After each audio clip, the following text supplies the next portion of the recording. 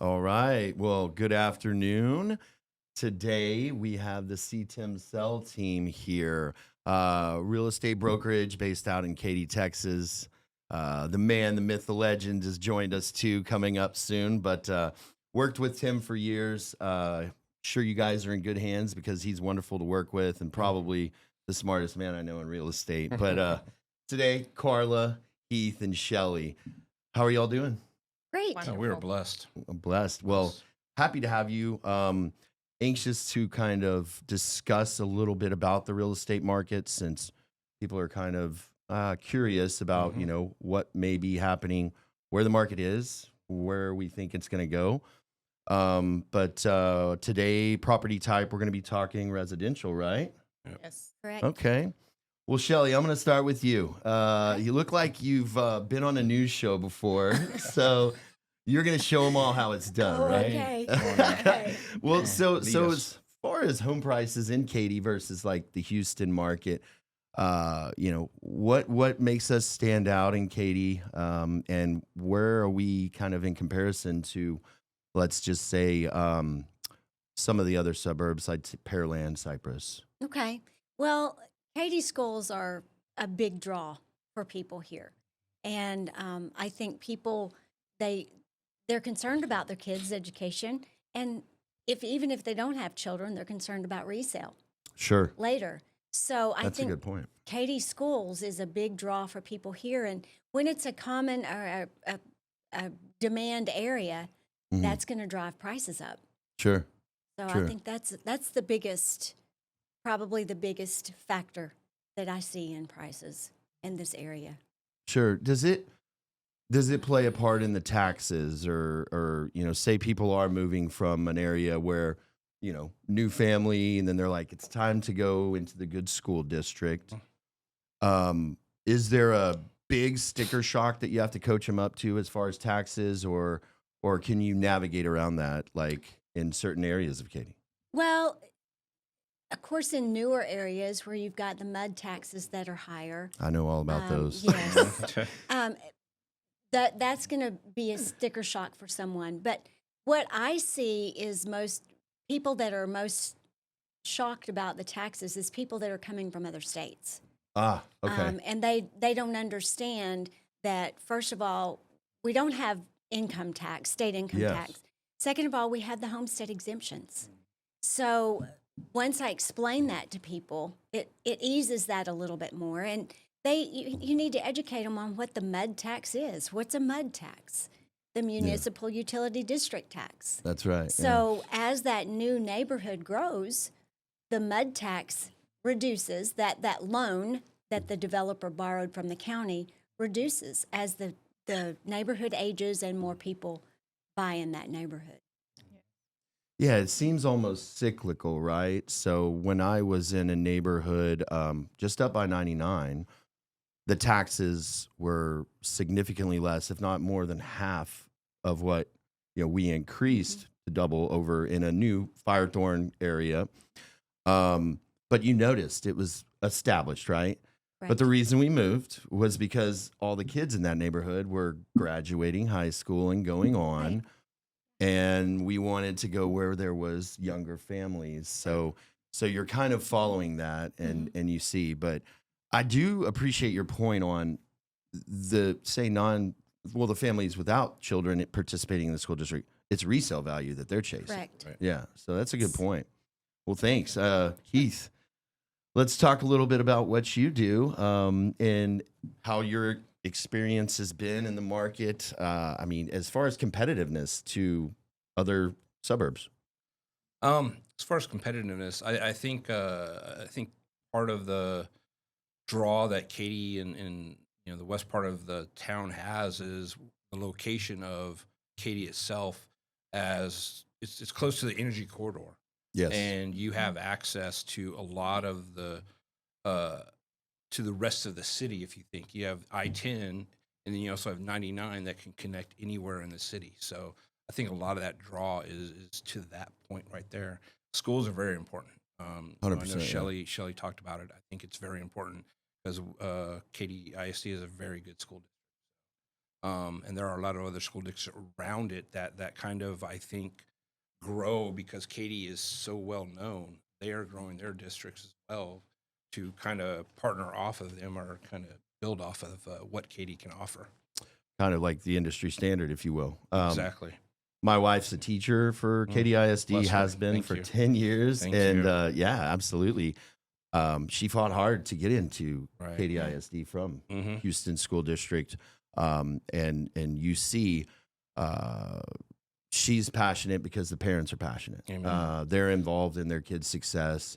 And you see that. Katy football. Let's Oh, go. come on. I mean, from Texas, we all know, Football's football's life. football's Football's life. life. But Mhm. when I moved out to Katy, I was like, whoa, I went to a Yeah. game, like not having any kids. I was like, Mhm. the energy was electric, This is contagious. Exactly. Serious passion. And I mean, Serious. that stadium, there's That was colleges that beautiful. don't. don't even fill, they don't even No. fill up stadiums like that. No. Yeah. What a tough loss a couple of weeks ago. It was Right? tough. But Yeah. North Shore's a beast. But They are. Well, as far as inventory, have y'all seen kind of just a stable, available inventory for your buyers, or is it a challenge sometimes looking for their wants? I think there's a stable inventory at the moment. I think it's the days on market have grown a little bit over the year, but I believe that those will start diminishing a little bit. The days on market won't be as long as it was in the past year. Yeah, So I think definitely it's there. And, if you're in the right place, right location, and you're definitely priced right, I think definitely your home can definitely sell. sure. No, it's exciting to see.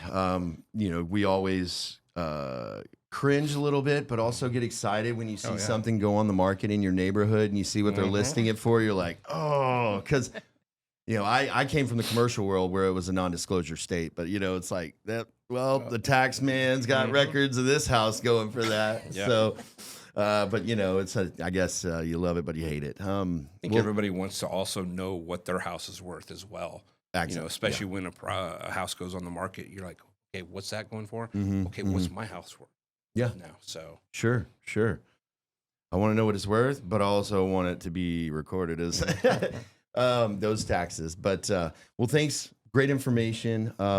It looks like you guys are real dialed into the market. But Carla, let's talk a little bit about what you've seen.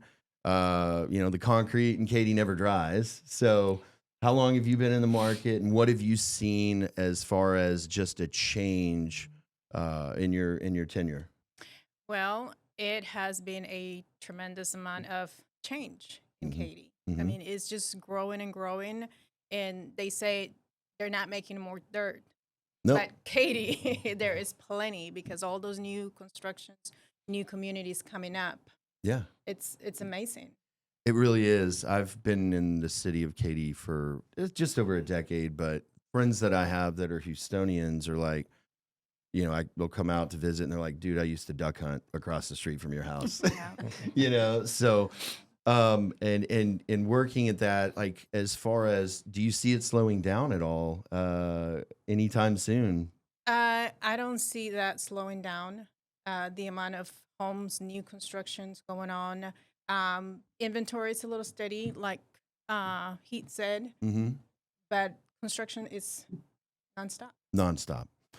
Um, the group over there, right by that Kroger on Spring Green, there were those ranch style houses, and one of them just recently sold, and he was kind of I think the HOA president of those eight or nine houses. Just heard that they're building a Class A 300 unit, like super upscale multifamily over there. You cringe a little bit, but then you go back to taxes and you're like, oh, maybe we'll see a little bit of reduction there because commercial brings that to help with that mud. Especially when it's multifamily, they don't get those grants like big businesses do to come to Right. the area. But jobs, I mean, have you seen growth in jobs? And when you do work with a buyer, are they coming from Houston, or are they coming from another city in Texas or another state? We have seen a combination, people coming from other states, Mm-hmm. relocating for a job, and a mix also from within the city, Houston, and just changing their lifestyle. Yeah, sure. Yeah, my realtor told me, she said, when I moved out here, I'm going to have to get new friends. I was like, oh, you're kidding. 2 weeks Yeah. later, I'm like, oh, my friends don't want to come out here. They keep calling me saying I'm living in North Austin or something. But there's so much to do. Right. I think Yeah. you'd see that Katy is getting like the first like Pop Stroke or what some of these restaurants like In-N-Out Burger. They're coming to Katy first. And there's a reason behind that. They know the demographics. Right. So, as far as technology in the market, I'd love to ask all three of you, and give me a brief 1 minute. But what are you seeing as far as technology being put to use for buyers, sellers, and also agents versus what you were doing 5 years ago? think Right. yeah, go ahead, Carla. A huge growth. Mm-hmm. I mean, the technology is just it's amazing, and challengeable at the same time because you got to keep up with it. Sure. It's a constant learning. Yeah.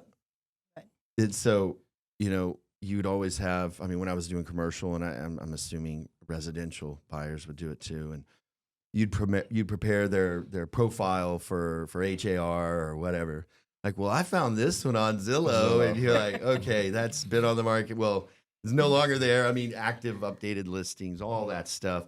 Do you see the value or perception of value of real estate agents shifting in a sense, more of becoming an advocate or a resource versus just the required licensed person to make that transaction with you? Absolutely. Because Definitely. yeah, so talk a little bit about that. I think as a real estate agent, a realtor, we're there to support them. I mean, a lot of people are doing a lot of research, in what they are looking at, and a lot of them know a lot of things before we even talk to them because they've done the research, Sure. on the location, on the areas, and type of house and stuff like that. But I think we're a resource to help them get through the process. Mhm. I think that's important to know that we're there to support them through the process and get them through the process the right way, Mm-hmm. not cutting corners or whatnot. Leaving yourself exposed. Exactly. Certain things like that. Absolutely. So, yeah, what's your Well, thought I on that, think Shelley? part of that is, we're here to help keep people out of trouble Yeah. Mhm. because laws change and forms change, and a buyer doesn't always know what they don't know. No, 100%. And that's what we're here to help guide them. I always talk to people who are looking at new builds. Okay. They go straight into the office, they talk with a sales agent, and that sales love agent where you're does going. not represent them. No, they do not. That sales agent represents the builder. And 9 times And- out of 10, those agents aren't licensed. That's right. So that buyer is going in there. They may sign something and that there's some fine print somewhere down Yep. in that document somewhere that they didn't read or don't understand. 100%. And I think it's so important that we connect with them Mhm. and help them understand what they're signing. And they're not spending any more money. No. The builder just has to pay your commission. I personally have worked with a realtor for, on my last house, which we bought 11 years ago.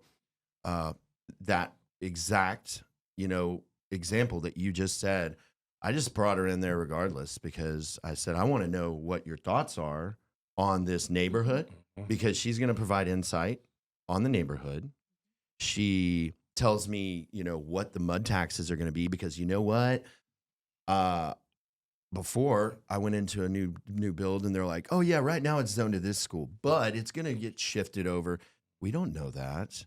And you're the asset telling me you don't want to go to this school, Mhm. right?